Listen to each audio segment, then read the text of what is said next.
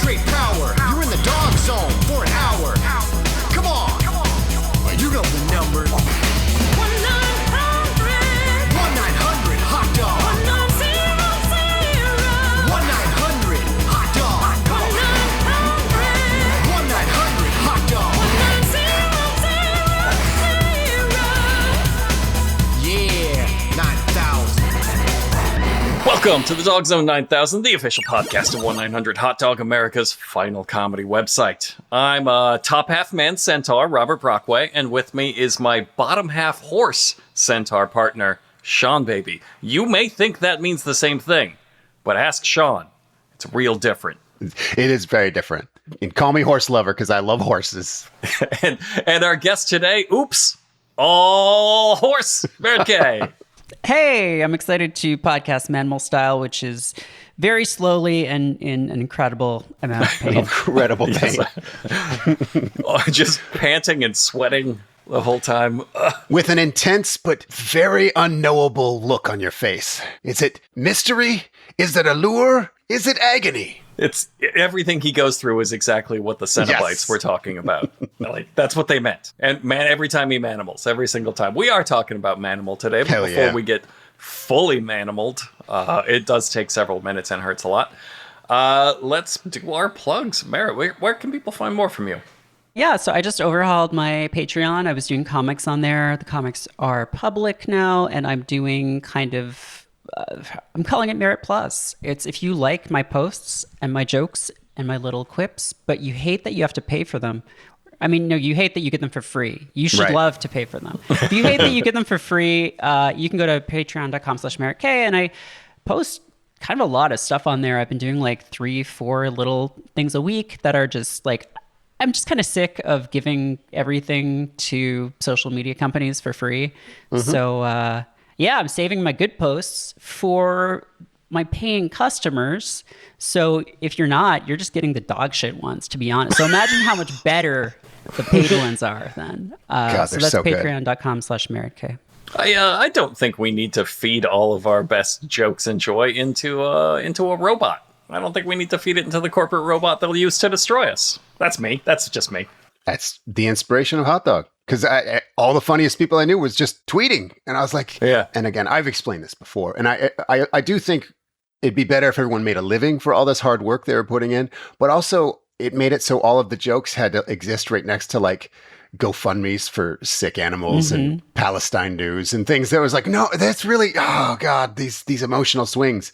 It'd just be better if we all went to one place. We're like, I'm going to go to a place where I know I could just see sick dogs, right? Because that's what I'm into. But also a different place where like comedy was the mostly what you got. 1-900 sick dog. Yeah. If only we could call it something like if there was like if it was like an online place or like a site of some kind. We just don't have a word for it. It'll never work. I give up on it completely. I think the only difference when we started 1-900HOT-DOG, we thought the robot that eats comedy was a metaphor. We didn't realize that they would actually build that. It's quite literal. So yeah, we fight the robot that eats comedy. That's a good segue to your plug, Sean. Oh yeah, we run the robot that eats comedy. Wait, no. God, I always forget which side I'm on.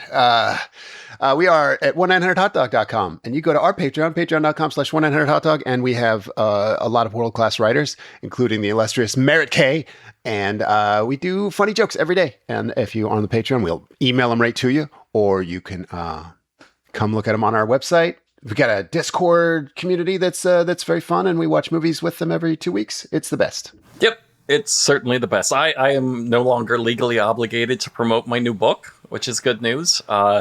In fact, my publisher has asked me to stop doing it. So, of course, I'm here today to promote my new book. It's called I Will Kill Your Imaginary Friend for $200.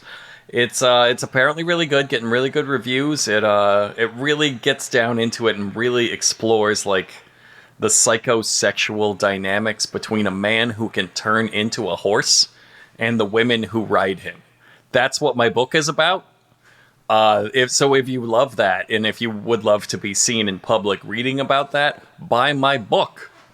My publishers love that I said that. You'd get laid so fast if a girl saw you reading that book.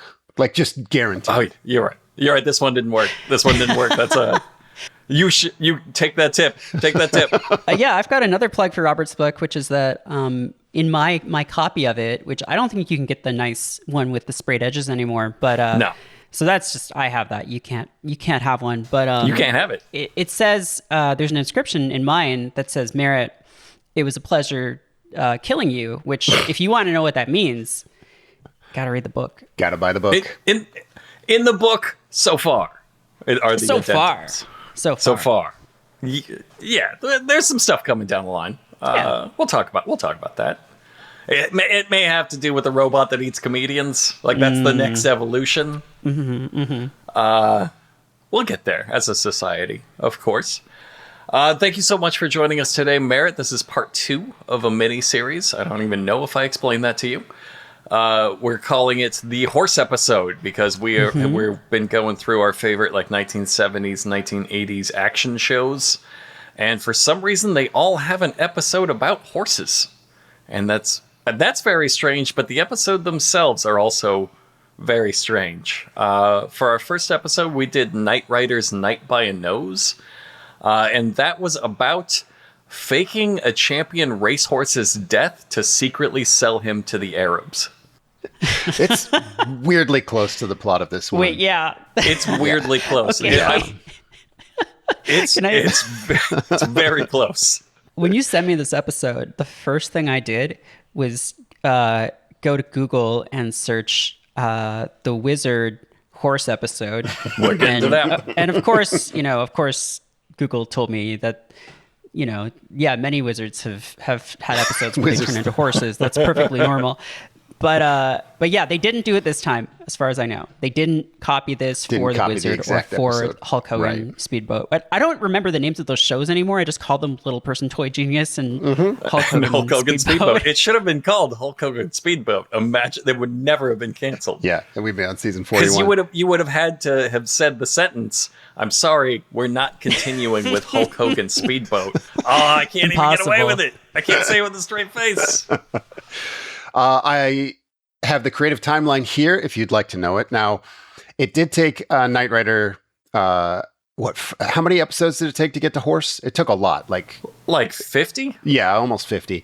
Manimal only had 8 episodes, so they never got to an evil Manimal. They never did a Serrano de Bergerac.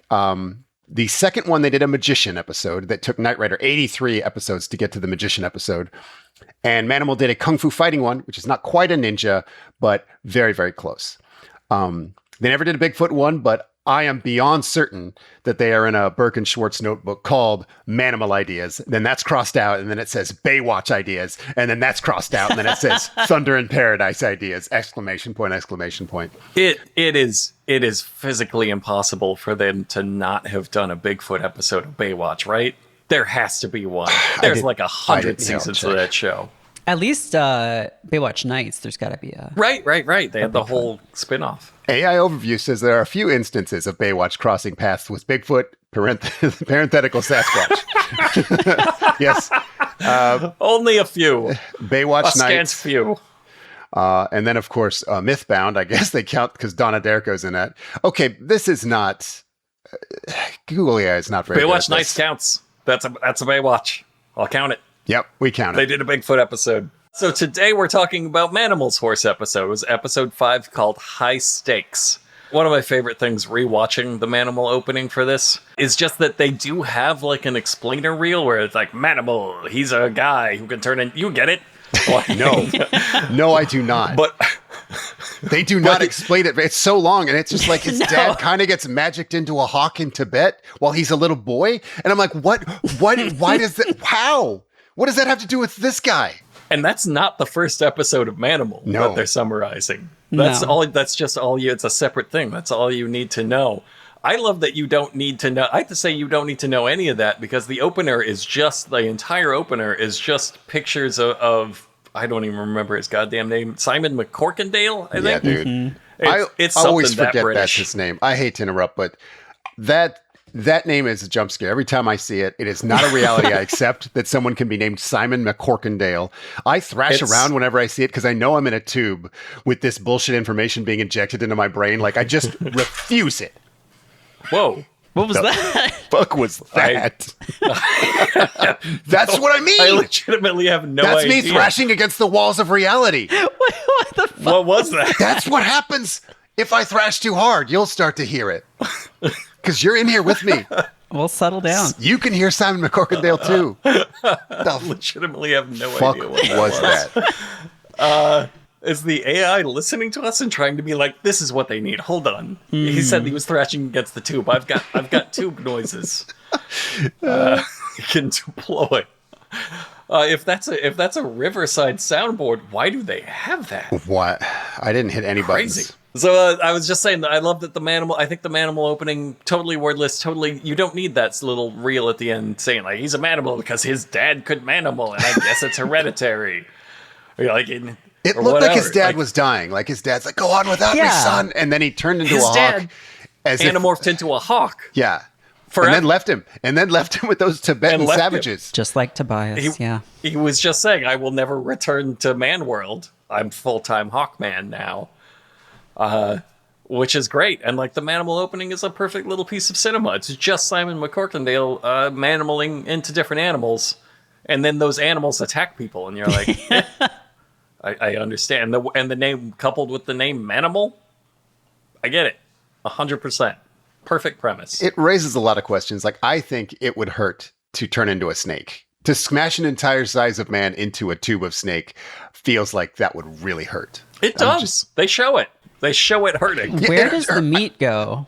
That's what I'm saying. Does he shed off all that mass, or is it just condensed into that thing? These are questions. Because, he's like a hyper dense snake. Yeah, I think if you lifted up that snake, it would weigh like 170 pounds. Like, easy. And I think it would hurt. I think it would be like, don't touch me. Yeah. It's like it Everything would hurt to touch the hurts. snake. Like every time I go pee. Exactly that. Keep it in, Jamie. Keep it in. The episode starts at a horse track, of course, because most of the horse episodes are actually horse racing episodes. I think all the Hollywood TV writers of the time had the same problem and just really wanted to write about it. And so we open with Manimal and his one token black friend just kind of wandering around backstage, back horse stage, like backstage of the. There's got to be a word for this. Like in the place you're not supposed to go at the racetrack. I think they call it the back half of a horse costume. It's what you call backstage at a racetrack. They're just wandering around. They went to the racetrack and they started wandering around where they keep all the horses and stuff. They don't have any pretense. Like Knight Rider opened this way too, but Knight Rider was like, I know the jockey. I'm gonna go visit her. She's expecting me. They were close friends. They have no business here. He's a rich white man in the 80s, so he can basically do anything he wants, right? Like, right. He's not going to get in trouble. They do a lot of undercover ops on this show. So I think it's just yada yada. He pretended to be like a fancy horse owner or something, probably. But he's kind of not, because he just wanders up and he just starts slapping the horses. Like, he just starts smacking them on the flanks and like grabbing them by the nose and cuddling with them. And then one of the racehorse owners comes up and is very justifiably like, rightfully hey, so. Don't fuck with my horse right before the big race, strange man. Sexually pawing at that horse, while Tyrone, his buddy, is just a degenerate gambler, just like, ooh, this horse, I bet he runs really fast. You're like, it's the worst people to see your horse. The worst, guys who are trying to get insider information and somebody who's trying to fuck it. Those are and trying to get inside it. That's who you're looking out for. Information. Yeah, inside the horse. This was Tracy Scoggins here is the horse. It was. It extremely was. Hot dog favorite. Scoggins. How many things do you think she's done with Malibu? Got to be more than one, right? Think how much quality time she gets with Malibu. What a fucking life. That's all I'm going to think about the rest of this episode. Okay, so Manimal is just fucking with her horse, and she's like, hey, stop that. Mm-hmm. And he's like, oh, yes, well, okay, I guess that's fair. And so he starts to fuck off, and then he hears her he overhears her talking a strategy for like the race, and he's like, oh, excuse me, that's not a good idea. This horse is ready to run. And she's like, rightfully once again, hey, fuck off. Yeah, well, I think his exact words are, he's pent up. Because I think it's because that horse thought they were about to fuck. It met this very alluring man who it could smell the horse musk on him. It's like, I don't know what is up with this human, but something's happening here. So he thought Manimal was going to take the form of horse and make love to him. And now he's got to stand in a box alone, longing for the frothing touch of Manimal. I'm just reading what it says in my notes now. I'm just saying, like, I think all of this, what the show is doing, all of this is like saying this woman is a little stuck up. She needs to learn a lesson, and Manimal's the guy to teach her. When like everything she did was correct. Like, no, you fuck off. What are you doing? But she's like, but 1980s television is like, oh, she's got to learn her lesson. She's got to learn she should have listened to Manimal. Yep. They did the same bit in Knight Rider. They did the same bit in every 80s show. A woman's job was to come out and just say wrong shit so the guys could correct her. So meanwhile, they're doing precision freestyle skydiving above the horse track. You know, like that happens all the time. You know how when you go to gamble at the local horse track and they do precision skydiving into it as part of the show? I don't know. I haven't been to the horse track a ton, but if one day they just said, hey, we're doing some skydiving tricks, it would not even surprise me in the tiniest bit, is all I'm saying. I think that affects the horses. I don't think the horses are cool with men flying. I think at least one of the horses that would be trying to like potentially win would be like, what the fuck? And then like, that's interference. I guess I didn't think about the horse's feelings. You're right. Yeah. One of the skydivers' chutes gets tangled, and then it's now a disaster that they're narrating, and everybody's distracted. This is all a distraction, so a couple of horse mooks can make the old horse switcheroo. They're going to switch the horse out at the last minute with a different identical horse. Yep. Yeah. That took me a minute to realize that I thought they were just like, oh, we'll take advantage of this terrible accident to make the switch. But no, he's like, they're in cahoots, the skydivers. So like the plan, so Manimal turns into a bird and pulls the skydiver's chute. And everyone's like, wow, that's cool. That happened. And instead of like, this is the fucking most amazing thing we've ever seen. The announcer plays it off like, oh, this must have all been planned. Imagine if somebody fucking planned that. Holy shit. I would lose my mind if I thought that was real. I guess, was he going to pull the chute then eventually if Manimal didn't do that? Or was the plan just like, all right, you got to take one for the team. We're going to make several $1 million. You do have to jump from the plane I to think your that they sabotaged it. That guy was going to die. Oh, he wasn't in on it. He wasn't in on it. Because they show him afterwards. So they cut back to the ground after Manimal turns into a bird, which I think is his worst transformation. It's the worst one to look at for sure. He hates it so much. It looks like it hurts the most. It's real lip heavy. It's like weirdly lip focused. He looks amazed at the unthinkable pain. Like it's he didn't know. You wouldn't think of him as a great actor because you don't see him a lot of stuff, but they told him you're turning into a bird. He's like, got it. Say no more. And he pulls it off.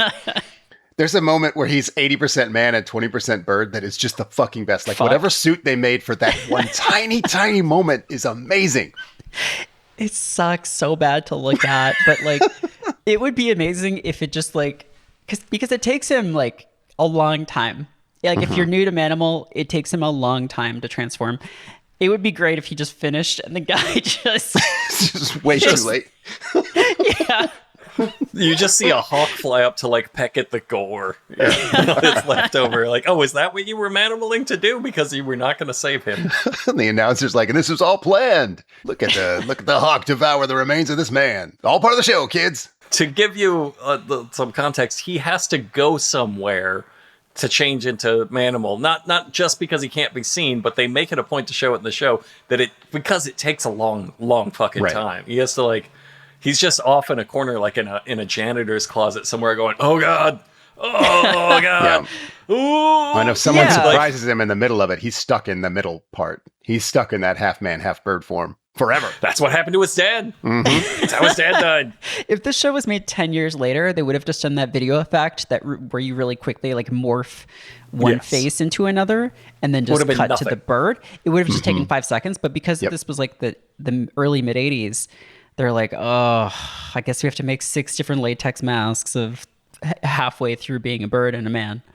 It fucking rules. I'm so glad. I'm so glad it was made when it was, because it would have been so easy just a few years later to like do a very bad job at the effect, but these monstrosities, these hand-built monstrosities are wonderful.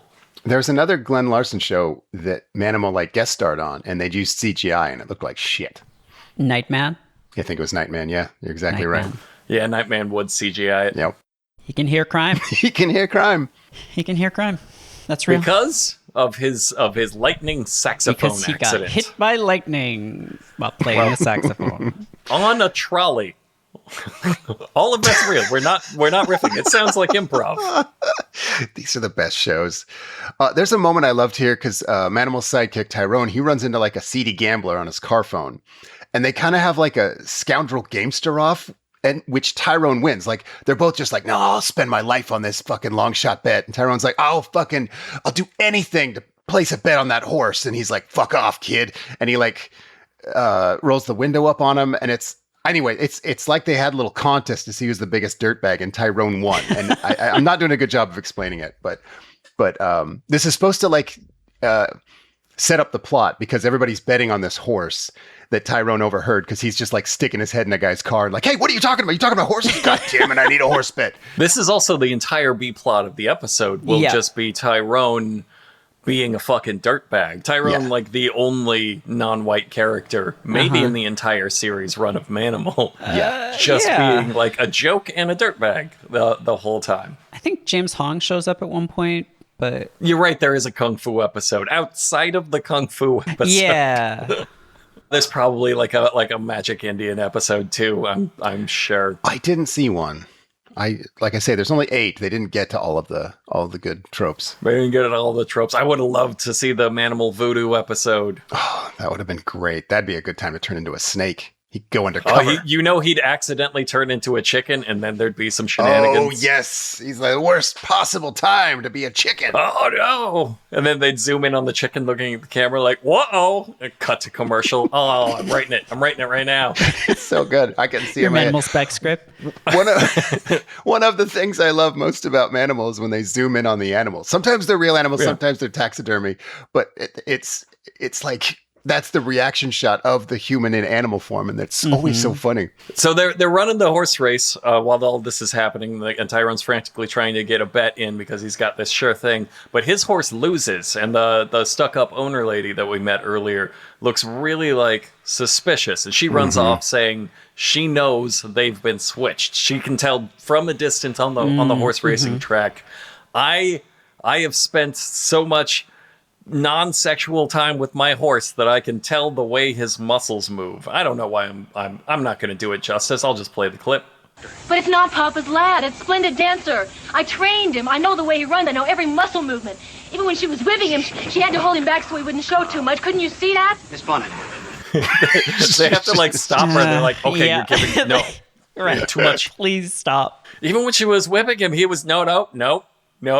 You need to listen to what you're saying in public. She couldn't conceive of a world where other people didn't know the thrusting musculature of her horse. All the Horse Girl episodes are so weird. She's like, can't you see it? Can you guys not tell those are different haunches than my Splendid Dancer? What we find out, this is one of my favorite parts of Manimal as a series, this episode in particular.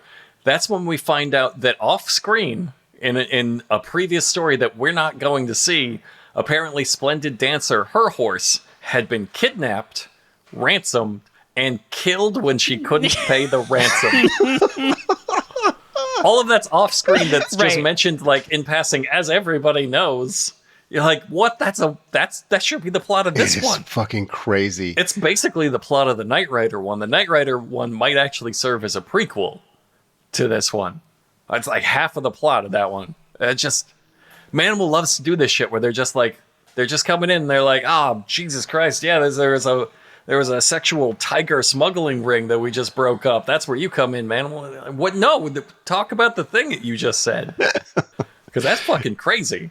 They check the lip tattoo that all the horses get, which that feels real, I guess. But the bad guys have already pulled, hold on, a reverse horse switcheroo. They put the original horse back, and now they're fleeing with the real horse in a trailer. So this is where Tracy Scoggins learns her lesson, and she turns to weep into Manimal's chest how wrong she was. Like, they shove her around a lot. Like, she's like, hey, guys, that's obviously my horse. And they, like, shove her to the ground. She gets up. And then one of the other characters wrestles her to the ground. And then Manimal comes up and grabs her. It's Tracy Scoggins, like the good guy. Manimal comes up and he's like, let me grab you. And then he's, like, pawing at her face. Like, oh, my precious little maniac lady. Weird. This is the guy who tried to fuck her horse. And now here he is, like, sexually restraining her. We're 10 minutes into the show, and it's the horniest I've ever been. Jamie, cut that. Nay. That was not in my notes. That was an accident. Obviously, Jamie is not going to cut that. That's what the people come here for. To learn about your horse stuff. So the fight that the owner lady got in was with one of the show's villains, which is an evil jockey. A very sexy evil jockey is like one of the main villains of the show, which is, I don't know, certainly one of the least threatening professions, you could say. Yeah, right. A 70-pound woman is, maybe the least amount of danger Manimal can be in. But Manimal's like soothing her because he instantly knows he's got Manimal powers. He can tell the horses apart. He instantly knows. So he drags her off and they give chase to the trailer driving away with the real horse. And his plan, this is his actual plan. As he's racing up on them in his Ferrari, he says, turn your head away because they know you and might recognize you. So she turns her head a little bit away, and then he yells, you've got a flat tire, or you're getting a flat tire. And then he even tells her, like, this won't work if they recognize you. And then the guy in the back in the trailer looks out the window and is like, hold on, I recognize them, and just starts shooting at them. None of it even starts to work. And in fact, the one way this could be fucked up is the one way Manimal said, like, while he's doing it, hold on, if they recognize you, this is all fucked. Whoops, they recognized you, it's all fucked. Yeah. So he has to swerve off the road, but his car is not totaled. He's just off the road, and then they drive off in a horse trailer. And I'm like, I guess the Ferrari can never catch a horse trailer now. They're home free. and they surely are. Based on nothing. You screwed up your own plan, and it was bad. It was a bad plan, and it didn't work. I like that that's in the show. Manimal plots are like a lot of layers of very simple events and simple thoughts, and then generally things happen by mistake. Yeah. Yes. All of their shows are like this because was it The Wizard where there was that whole thing with the car had a suction cup cannon and it just was useless? Like there was the whole scene where it didn't advance the plot at all. Nope. I think they got the advice that like you build tension by like the hero's plan fails or doesn't succeed, and they're like, yeah, because he sucks. Yeah, right. Not because like a new thing happened. Just no, there's no new development. He just sucks. It's very realistic. Like in real life, you try stuff and it sometimes just doesn't work out. Like, you try the suction can and be like, yeah, that's on me. That was dumb. It's cinema verite. So back at the police station, Manimal, he has a lady cop partner. And she is pretending to be a sex-trafficked hooker fresh out of a UN woman stealing scheme. Amazing. Again, all of this is delivered off-screen. I had to watch this scene twice because she's wearing a horizontal black and white striped dress, her sexy dress, she looks great, but that's specifically the outfit you can't wear on TV because the interlacing has no idea what to do when those horizontal stripes shift. So she's got this Moira effect that is just this mesmerizing glitch in reality. And I'm just like, oh my God, like she's just this walking static field. I don't know how to explain it. I guess I did. And part of a UN woman stealing scheme. Again, an entire plot for an episode way better than this one that they're just like single sentence delivered. All that happened off screen. We don't have to talk about that again. Yeah, it's not even really related to anything except maybe later on she has to seduce someone to distract them and like. Yeah. So she pretends to get in a fight with her boss, and they like drag her off to be like, okay, this case is over. You're on to the next thing. But they very clearly imply like, oh, it might be good to be back on your feet for a change. Like she fucked her way through that case, and she very playfully says like, well, I managed to never get off my feet. And they're like, whoa, hold on. You didn't fuck all those guys? Right. They're astonished. They just assumed she would have. There's a scene here. They have the balls to cut to Manimal here. And he says, it's hard to put together a puzzle without half the pieces. It's like, dude, you're in a fucking Manimal plot. None of this makes any sense yet. We have a tenth of one of the pieces. Yeah. Also, crucially, Rini Santoni is the police lieutenant who I know, and I think other people might know, as Poppy from Seinfeld. Oh, yeah? And he's also in Cobra, I think. But he doesn't really do anything in Manimal. He just kind of shows up to be like, and that wraps it all up. Thanks, Manimal. Yeah, he's the boss of a side character. Right. He's not Manimal's boss. Yep. He's the boss of a side character, so every once in a while the side character has to be like, oh, right, I actually have to go report to my job. And Manimal's like, have fun. There's an important thing happening here is that Tyrone he's taping betting stubs back together because he's a horse junkie. He went through the trash to get all the bets on the horse that lost, because now that they are going to prove that the horse that won was the fake horse, that should nullify the bets. And then he thinks that all these second place bets will win, that they'll somehow retroactively be like winning bets. So he's taping them together. Is that how you guys think horse racing might work? I don't know a lot about it. I don't think so, but I'm not sure we're supposed to. I think the character is such a horse junkie that he is just... The joke might be that he thinks this would work, and it obviously wouldn't. Right. Yeah, I don't think if you can prove a horse switcheroo, then second place gets all of the nullified. I don't think that's almost probably in the bylaws. All of the bets are nullified. Yeah. I was barely paying attention to that, because what happens next is Lady Cop and Manimal just start dirty talking. God damn. Did you take a clip of this? Of course I took a clip of this. And I just want to say I took a clip of this because it veers off into what can only be described as Manimal-specific dirty talk. Yeah. Talk about it being hot in here. Like it? Well, suffice to say, you're going to have to be careful not to bring out the animal in me. Which one? Oh, now that depends on whether you'd like me to make you purr like a kitten or roar like a lioness. Why don't you two quit it? I never know whether to laugh or leave the room. Leave the room.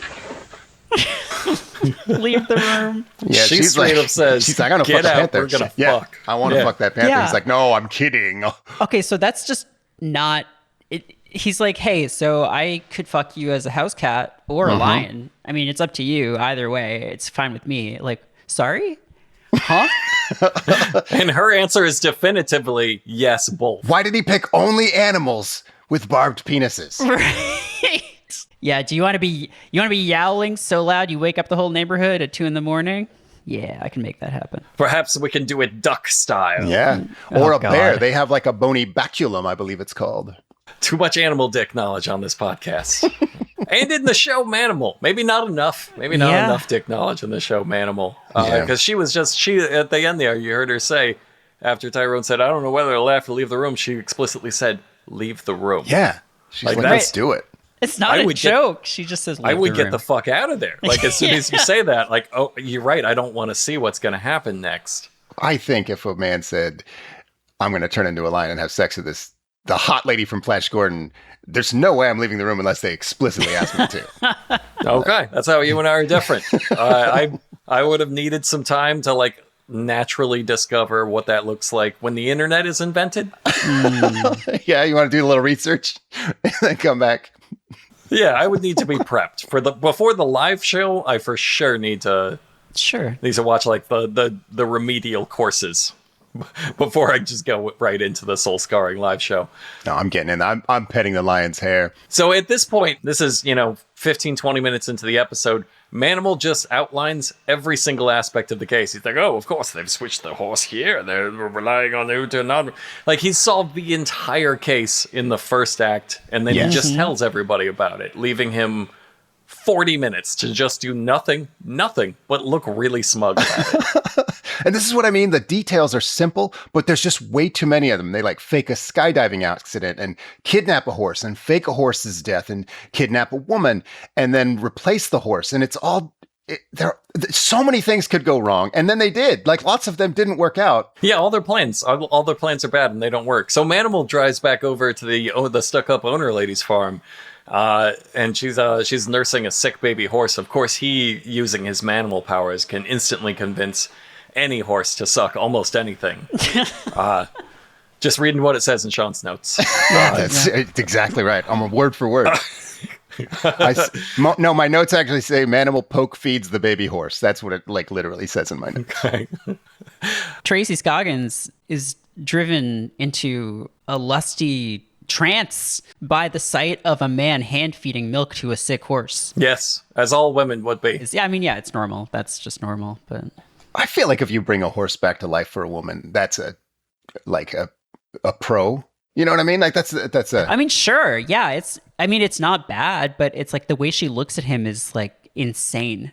Like she just came, and now she's like, oh my god. What if he was a lion though? I don't know. I grew up pretty country. I had a lot of horse owners in the neighborhood growing up, and I feel like if I nursed a horse back to life and the woman still had her panties on when I was done, I'd be like, wait, well, what the fuck just happened? Why are your underpants still on? Something doesn't make sense here. And they thrash against the walls of reality. Okay, but throughout the rest of the episode, she like knows. She knows right away. Okay, I love Manimal. Manimal surely also loves me. Like in her mind alone, this relationship has been completely sealed. We didn't mention earlier that they exited the last scene together holding hands. Like they're very intimate. Yeah, this is a horse courtship for sure. There was some line, I don't know who said this. I just have it written in my notes. Horse flesh. The word horse flesh. So someone I think says like, "Oh, are you interested in more than horse flesh?" Which is an insane way to say that Manimal is horny not just for the horse but for its owner. Manimal specific dirty talk. I'm telling you, can only be. It's exclusive to Manimal. So, like, while he's doing this, the lady cop and Tyrone, they follow the evil people to their horse palace. It's not just a stable. It's like a mansion. It's like a compound. It's an evil horse palace. I don't know the horse words. Lady cop's plan is she jumps in a hay truck, hides in the hay. Yeah. It could not go worse. She is processed as hay because she hid in the working farm's hay truck. She gets craned into a baler. She says nothing. She's just like, well, I'm willing to die for this. Yep. As she's being processed into hay. Luckily, Tyrone has immediately gotten a job as a farmhand in like the 30 seconds between this happened. He's that good. He susses out. He finds a hay bale with one of her shoes in it and is like, well, she's in the process of being turned into hay. I must go save her. Yeah, he sees her fingers. She could get out of this if she could just do one pull-up. But no. So he bashes out the farmer and then climbs up and saves her. And I swear to God, did you take a clip of what she says? No, I didn't. Okay, she has no comedic instincts. So she says, "Thanks for bailing me out." Oh, what am I saying? So like, she just legitimately didn't know. So the audience is just forced to be like, "Oh, right, I guess there was a pun in that." So later that night, that's another of their plans that just, that didn't work because that was fucking stupid. Like, you didn't face an unforeseen setback. There's a moment I loved where the guy that he bashes out, he like picks him up and he gaslights him into thinking that a hay bale fell on them. He's like, "Oh, geez. Oh, we got bonked real hard, pal." Case closed. So later that night, the lady cop, escorts Manimal to a taxidermy warehouse in the inner city. Yes, my notes say, did I hear that right? And I did. There's a lot of animal infrastructure in the city that I didn't know that they're like a thriving warehouse where they make taxidermy. Yeah, it's like in in like the Pokemon games where just the only thing anyone talks about is Pokemon. In the world of Manimal, all anyone is interested in is animals. Yep, of course. Really convenient for him. Exactly. So he breaks in, a couple of attack dogs run out. So he pauses and makes the attack dogs watch for 2 straight minutes as he turns from a man into a panther. Just in pulsing, fearful terror. He has a look on his face that he might explode. He's like, "I've never tried this shit before." He looks like in Blade when the vampires explode when they get hit with the anti-vampire drug. Like, I think that's a super appropriate look because he should be legitimately very worried that, like, okay, this is going to take 2 minutes. Those dogs are going to kill me by the time I get. He could have just been a Doberman and like gone in undercover, but he chose the form of giant death cat. Yeah, he Manimals into a panther. Yes. And then the dogs just run away, completely ruined for the rest of their lives. But first it cuts inside because it is an evil taxidermist factory. There's 3 guys assembling a dog corpse in the middle of the night, and they have Doberman guards. And so to me, I think this is beyond the scope of mistake. Like, the dumbest writer would never think taxidermy worked this way, which means I think it's storytelling. I think Manimal uncovered some kind of dog Frankenstein plot here that, like, in a future episode, this would pay off. Because there's just no fucking way. You went undercover as a dog in the dog Frankenstein factory. Well, that's not what we're doing today. No. But they could call back to it and be like, "It was strange that though they were working 1 a.m. to assemble a dog corpse." But I don't like the Dobermans left. I think they should have been loyal dogs. They should have fought the panther to death. That would have been a much better scene than them just leaving. But I love how he handles it next, because the panther is there sort of to scare the dogs, mostly because that's his stealth form. So he sneaks around the warehouse as like a 400-pound cat. That's his stealth form. And there's a wonderful shot here where he gets to the filing cabinet, and there's little panther paws going through the files. Little kitty cat paw to check the horse files.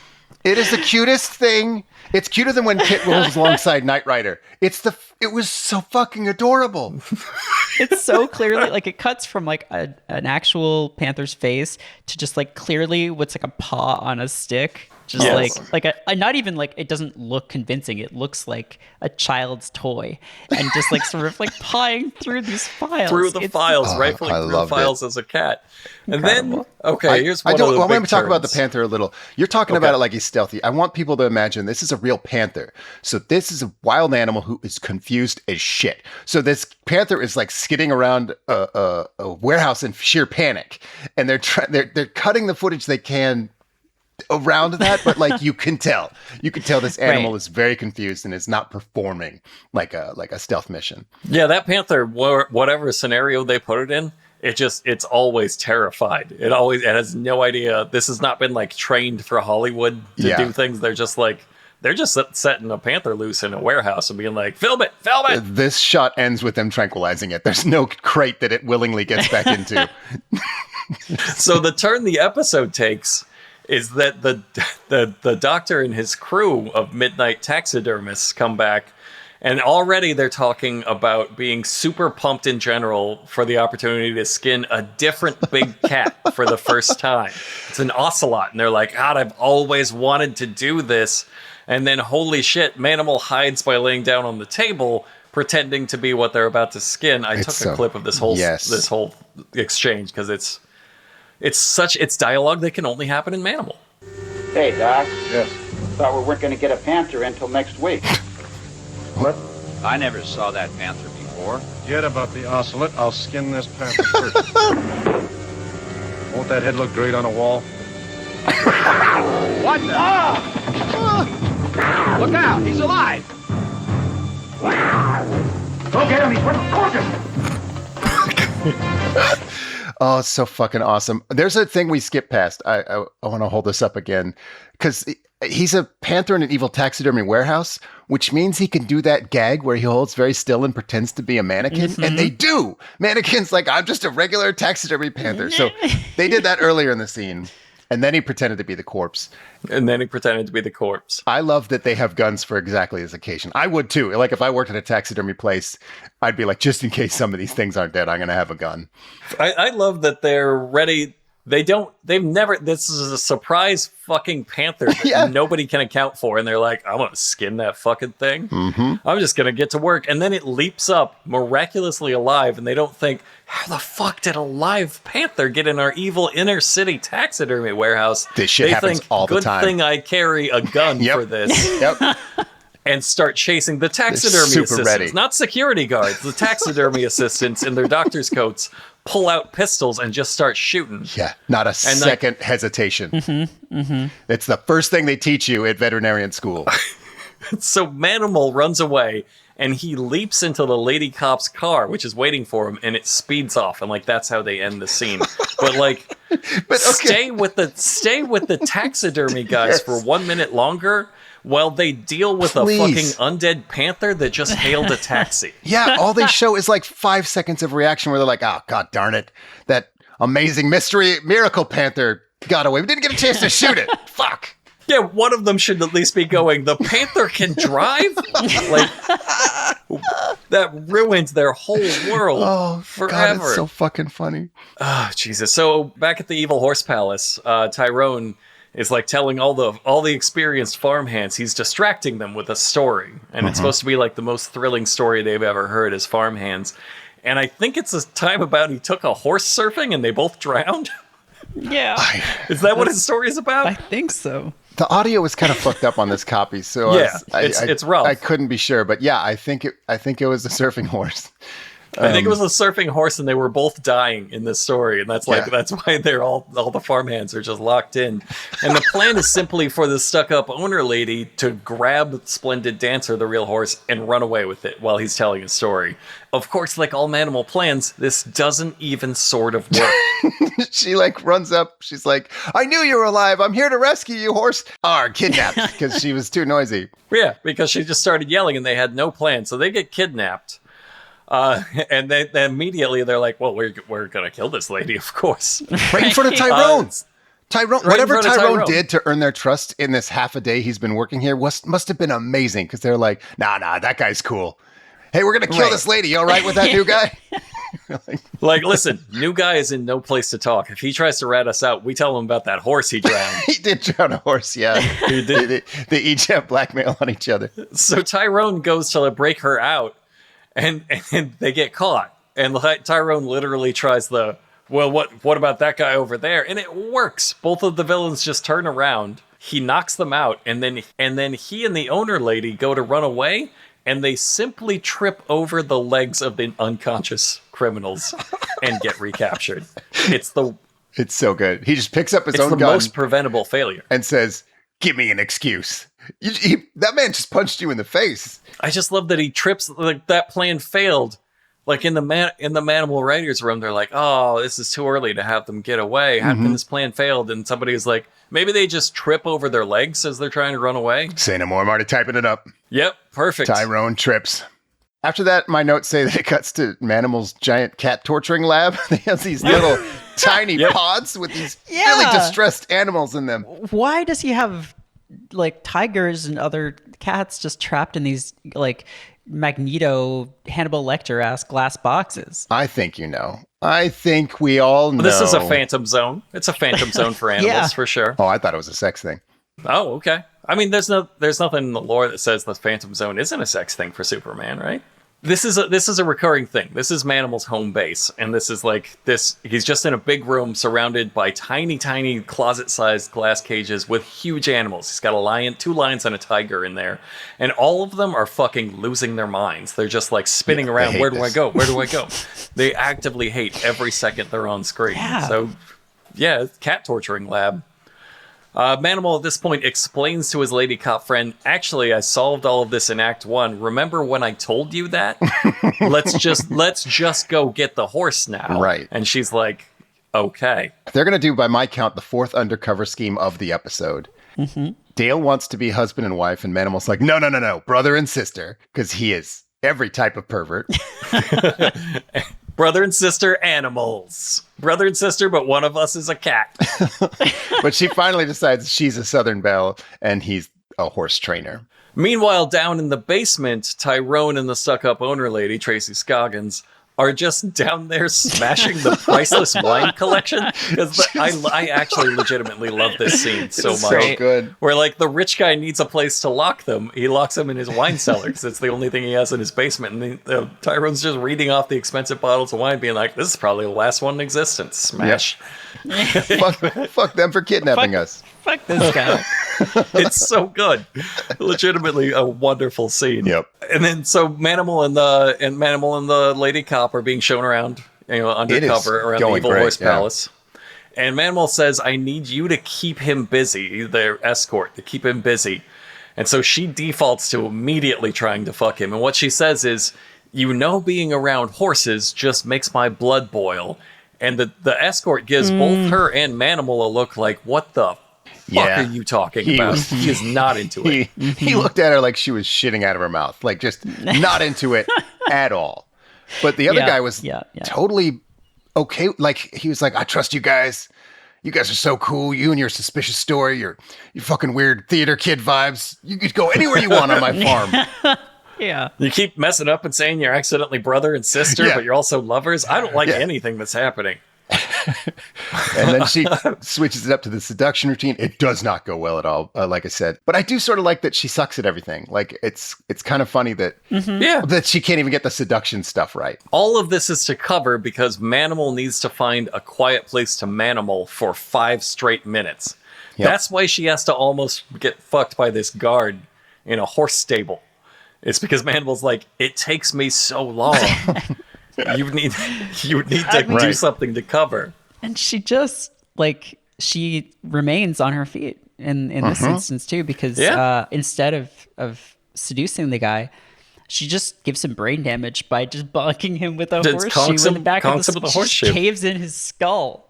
He's dead. Like, that guy's not getting up.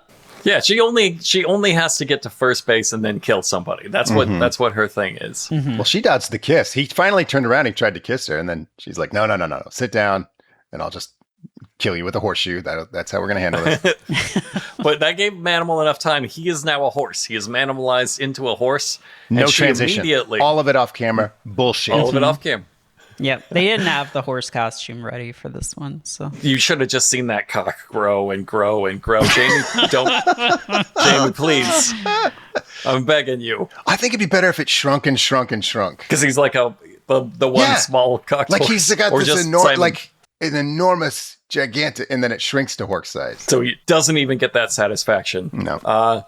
So he comes out as a horse, and she immediately starts slapping him on the ass until he turns around and the horse winks at her, and she winks back. Mm-hmm. Not a verification that it's him. This might just be a regular horse. She doesn't.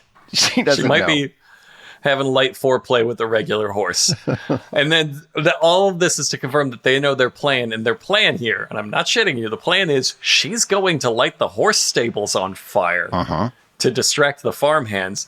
If you're listening to this if you listen to the first episode, you might recognize this as exactly the villain's plan in the Knight Rider one.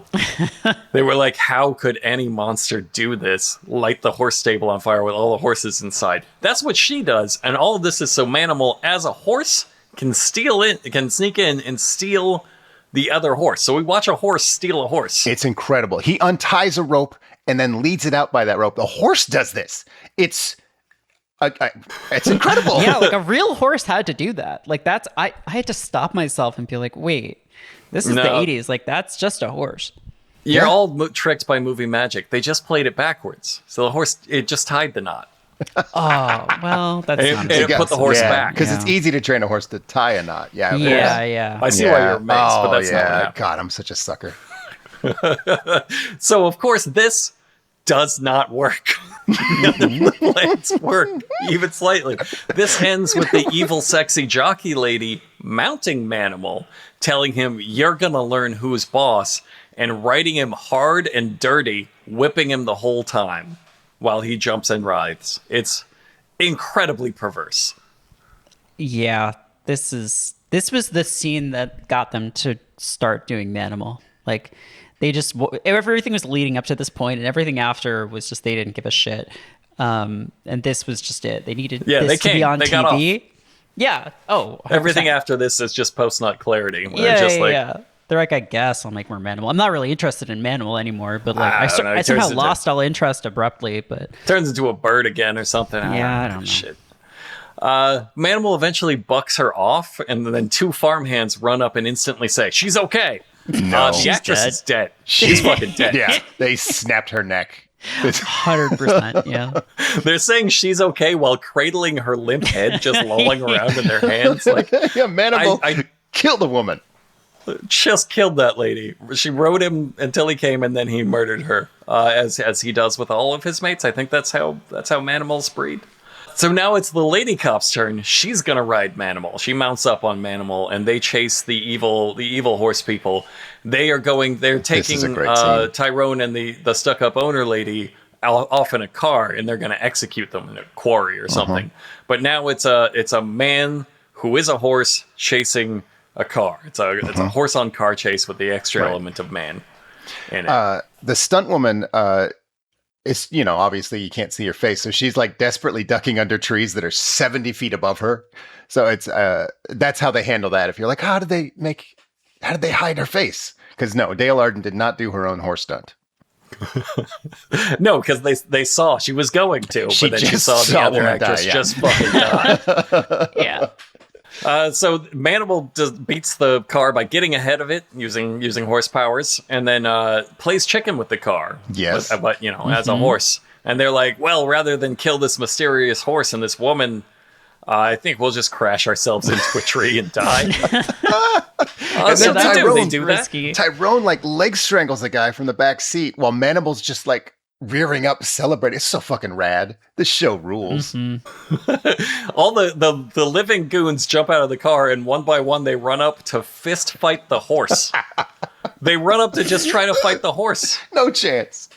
They don't know he's a manimal. They're not like, this horse is our enemy. They're like, for all they know, the horse just got loose. It crashed from a their nearby car. farm. Fuck that horse. No, I agree with horse, it. I yeah. agree with the goons here. So the horse knocks them all out, and then we cut away to all the goons being arrested. The plot has been foiled. Tracy Scoggins starts making out with Manimal right in front of his lady cop friend. And that's when he gets to say one last perverted Manimal exclusive thing. I'm sorry. My mouth hurts. I bit down on something hard. Oh. Yeah? Oh. Isn't that too bad? Why don't you just sit down here, Jonathan, and rest? Yeah. You'll have to excuse him. He's just feeling a little bit whippy. That's crazy. That is if you couldn't hear that very well, that one especially was quiet. Manimal says, "Oh, my mouth," and after Tracy Scoggins kisses him, he goes, "Oh, my mouth, it hurts. It hurts so bad because I've bitten down on something that was a bit too hard." And then the lady cop pushes him down, and he leaps back up because his ass hurts too, because she put a bridle in and whipped his ass too hard while she was riding him as a horse. So horse damage carries over into human form. I feel like that fucks up Manimal lore somehow. Yeah. Well, when he did the bird in the other episode, there were like feathers coming off of him when he turned back. Right. He got shot at or stabbed or something. So he couldn't Manimal all the way back because he was hurt. So that means both his mouth and ass are still mostly horse. His asshole is completely horse. If he took his pants down, he'd have a horse asshole. You're right. Okay. As long as that's been established. The only thing left to do is a little bit of comedy to wrap this up. The friend Tyrone, he's like, now that this plot has been bashed to pieces by Manimal's mighty horse kicks, he's got his winning lottery tickets, remember, because he went and recovered all of them. And so he's gonna be rich. And now he get this, you guys, what he did was he hid them in the goat pen. Uh-oh. Oh, the goat ate them all. Time to throw our heads back for a Manimal laughing freeze frame. We're skipping Manimal. Manimal makes a poop joke. He's like, well, when you get those back, you won't want them because they'll be poop. He's not a super funny dude. And then everyone laughs so hard that Tyrone loses another ticket to the goat because he still had some left, but he's like, oh, the poop joke. Hey, oh no, yeah, it's right out of my hand. It's fucking stupid. This show sucks. I'll be indebted to this Manimal for the rest of my days. So close to freedom. Lost. Einstein, 100, Frankfurt. Einstein, 100, Frankfurt. Unser Podcast genau. Und mit maximalen Schau. Sag Frankfurt Podcast. Korrekt. Ja. Der Kraft ist nicht ohne. Schick die in die Hundezone. Für eine Stunde. Komm schon, du kennst die Nummer. Einstein 100, Frankfurt. Einstein 100, Frankfurt.